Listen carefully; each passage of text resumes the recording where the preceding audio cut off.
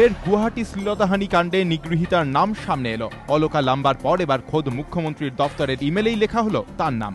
সোমবার রাতে মুখ্যমন্ত্রী তরুণ গগৈয়ের জনসংযোগ বিভাগ থেকে ইমেলে দুটি প্রেস বিজ্ঞপ্তি পাঠানো হয় বিভিন্ন গণমাধ্যমের দফতরে। একটিতে মুখ্যমন্ত্রীর সঙ্গে ওই তরুণীর দেখা করার ছবি দিয়ে সংবাদ মাধ্যমে তার নাম ও ছবি প্রকাশ না করার অনুরোধ করা হয়েছে। অন্যটিতে 3 বার তরুণীর নাম উল্লেখ করে একই নির্দেশ দেওয়া হয়েছে।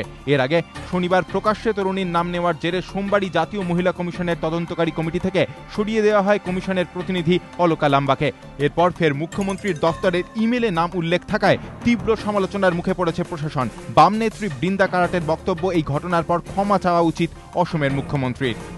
For the chief minister to reveal her name and her details in an official press release from his office is quite outrageous, and it shows a high degree of insensitivity in a case which has led to national outrage, and therefore I believe that it would be appropriate for the chief minister to issue a public apology.